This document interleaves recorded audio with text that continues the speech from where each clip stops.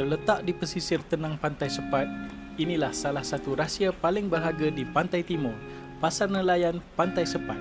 Sebuah pasar ikan segar yang sederhana tetapi meriah, di mana hasil laut yang segar tiba terus dari laut ke tangan kita.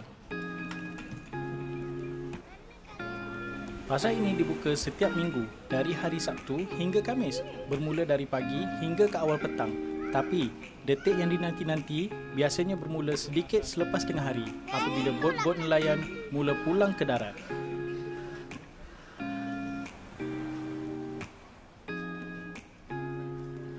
Ikan-ikan yang dijual terlalu segar. Ada yang masih hidup menggelepar dalam bakul. Inilah makna sebenar laut ke pinggan.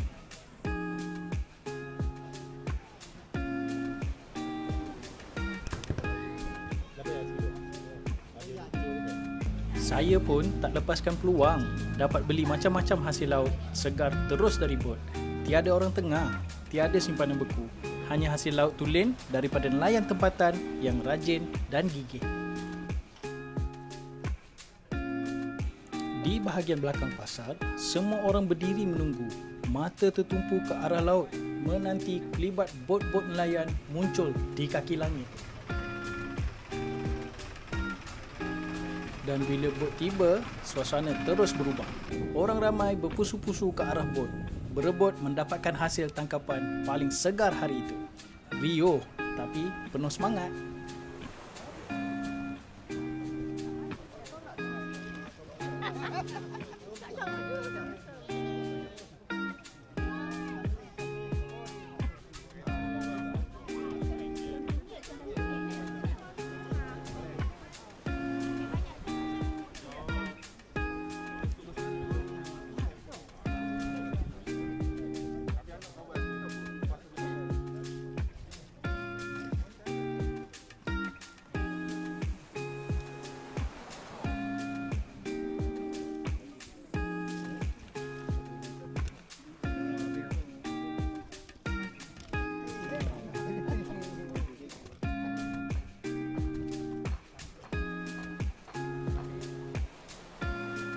Jadi, kalau anda ke Kuantan, jangan lupa singgah ke Pasar Nelayan Pantai Sepat. Datang untuk ikannya, tapi pulang dengan pengalaman yang tak akan dilupa. Ini bukan sekadar pasar, tapi cerminan kehidupan pesisir pantai yang penuh tradisi, komuniti dan degupan laut.